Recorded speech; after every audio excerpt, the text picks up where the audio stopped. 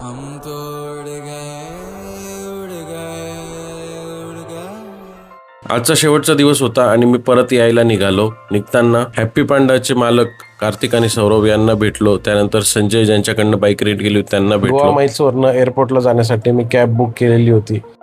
तात्काळ कॅबमध्ये बसून मी एअरपोर्टच्या दिशेने रवाना झालो. खरं तर अतिशय नयनरम्य आणि सुंदर अशा या गोवामधून निघण्याची इच्छा नव्हती, परंतु जबाबदाऱ्या घरी वाट बघत होत्या म्हणून निघालो. कित्येक दिवस झाले तरी जिजाला भेटलो नाही म्हणून मनातली घालमेल वेगळीच होती.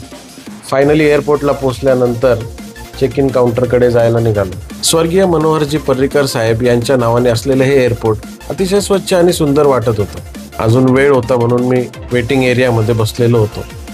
गोव्यावरून परतत असताना या फॉरेनर काकांसोबत गप्पा मारावे असे वाटले, परंतु त्यांना रशियन सोडून कोणतीच भाषा येत नव्हती.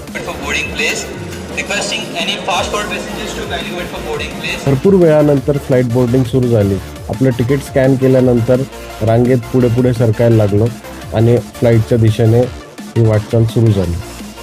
रांगेत उभे असताना एक विचार आला की आतापर्यंत आपण एकदा पण विमान प्रवास केला नव्हता आणि या गोवा ट्रिपमध्ये दोन्ही बाजूंनी विमान प्रवास होता आणि ती आयुष्याची एक सुखद अनुभूती होती.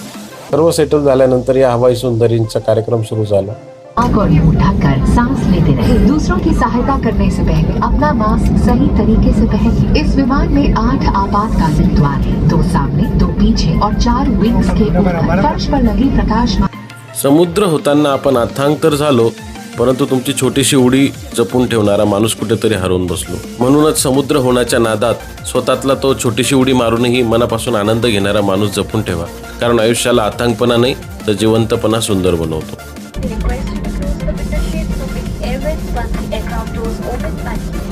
अशा पद्धतीने फ्लाईट मुंबईला लँड झाली आणि मी मालेगावकडे निघालो आणि आपली अविस्मरणीय अशी फर्स्ट सोलो ट्रिप गोवाची इथेच संपली, परंतु स्मरणात मात्र आयुष्यभर राहील. व्हिडिओ आवडत असतील तर लाईक करा, सबस्क्राईब करा. जय शिवराय, जय महाराष्ट्र.